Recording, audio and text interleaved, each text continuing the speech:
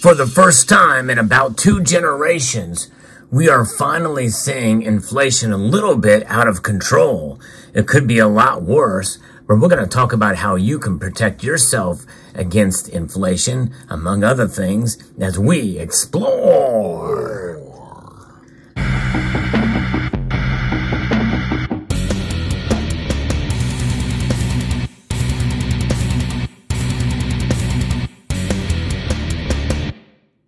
The notes that you see before you here are examples of a losing proposition. That's right.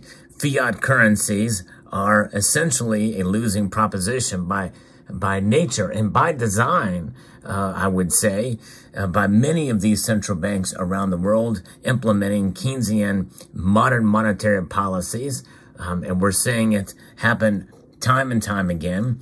We've seen the reinvention of currencies around the world. But there's one thing that has not changed, and we'll get to that in a moment. Let's talk a little bit about what has happened. We are seeing sort of a very interesting situation play out that we've not seen in about 40 years, and that is out of control inflation by many of our central banks around the world have been now implementing policies to try to fight this by raising interest rates and utilizing quantitative tightening, which is the opposite of what they've been doing really over the past a decade or so and plus. And that is quantitative easing, where they print more of these dollars and currency units, such as you see here. We have some of the larger currencies that you see out there, the British pound that you see here, which has recently been in fairly large amount of trouble here, as well as the euro, the European Central Bank, the pound, and of course the Federal Reserve note that we see here, the dollar, is another example. And in fact, the dollar here that you see, this note before you here, is known as a Federal Reserve note. It is by design a losing proposition.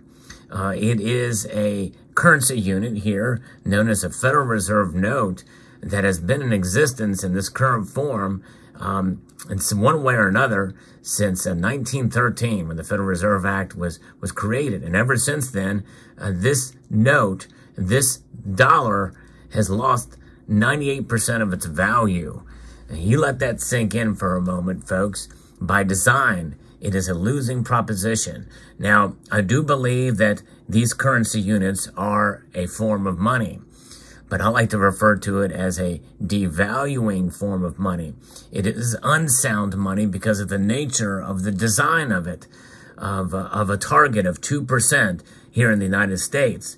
Of course, now we are well above that, so that even if you take an investment of a certain amount of dollars to put it in one of the safest forms of investment vehicles out there, which would be like a certificate of deposit or money market, what have you, and typically those are paying, you know, even if they were pay upwards of 4% now, well, you're losing money because inflation is higher than that. At least it is at the time of the recording of this video. And so therefore, you know, it makes people wonder why they should even hold on to these. And by the way, I encourage folks to have some of these, but I also encourage folks to stack some of this. Gold. That's right, gold has proven itself over history to be a wealth preservation device, and that's really what it's about. And I'm going to explain how that ties into central banking here in a moment. But when we think about saving, we think about packing away a bunch of these Federal Reserve notes, these euros, or quids, you know, the pound, the British pound, among other currencies that you could see out there. But the thing is that, yes, it's a good idea to have these in your possession. It's a good idea to have some cash on hand. In fact, literally outside of the banking system, because most of the savings accounts from banks these days are paying next to nothing in interest. You're still losing money because of the devaluation of our dollars and currency units.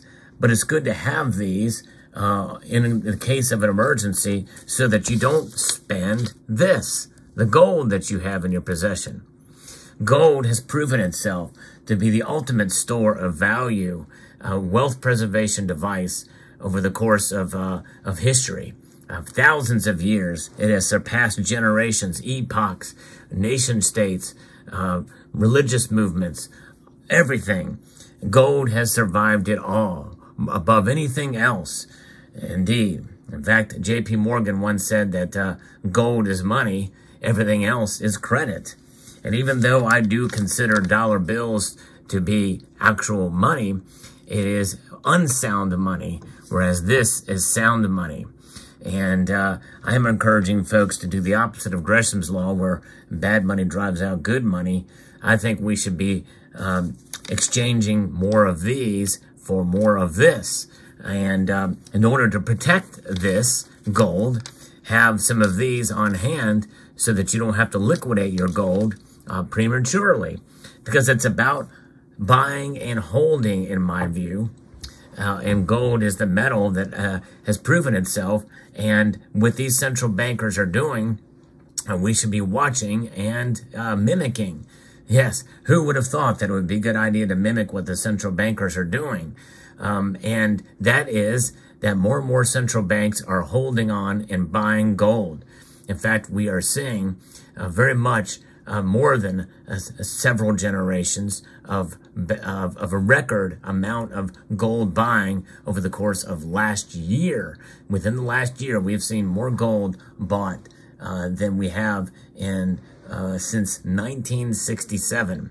There's been, I've covered that in a previous video about this topic, about the massive central bank gold buying, but it keeps popping up in the news, especially now that the numbers have become solidified and are official.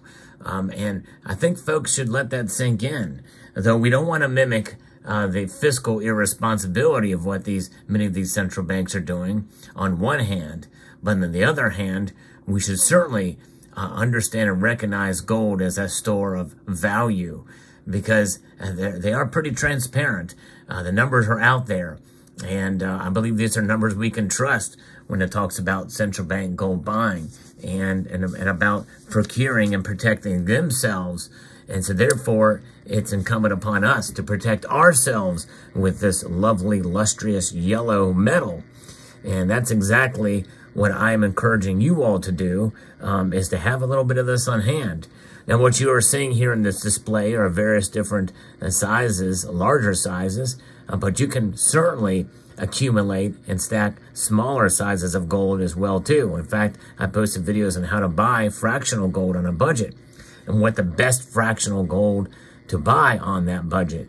And I'll give you a small hint on what that could be, and that is the nation of Mexico, and you can see coming around the bend right here, right now. Now, this particular example is probably not the best one to buy, although these are fairly priced in half-ounce size, but you can also find them in the old style restrikes in the Dos y Medio pesos.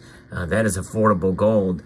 And it's just a matter of shopping around, but no gold, I mean, any size gold that you can find at a good deal above spot price is good enough to be able to procure and to protect yourself against this nasty inflation that we are seeing now. But it's not just about protecting yourself against inflation. It's about protecting yourself against economic instability, geopolitical instability, and domestic political instability, and all kinds of different issues that could arise, and that many of which that we have seen that have been surprises in the past couple of years. The black swan is a very real thing, and 2020 was very much a black swan year, as most of us know and recognize. But gold, since before that time, by the Central Bank of Central Bankers, has been recognized, has been upgraded from a Tier 3 to a Tier 1 asset, which makes it equal to and on par with cash. Now, many of us in this community say that that's not really that good of a thing to have it equal to or on par with cash, but that's in terms of liquidity, and then in terms of recognizability between the central banks, which, by the way, these central banks do transact in gold between themselves. So in a sense, gold is utilized as commodity money, as active money between some of these central banks. And this is why, you know, it's good for us to have gold in our person, on our person. You have the power to be your own central bank when you hold gold. There's nothing like it. Its beauty, its physical beauty, is something that is unmatched for sure by any. And I think it's just empowering to be able to have this in your possession, as it has been desired and sought after for literally thousands of years, unmatched by any of the paper or cotton fiber notes or even polymer notes that you see from time to time. Because if things get really bad, we're going to see things start to happen, what other nations have been almost practically forced into, like the nation of Turkey.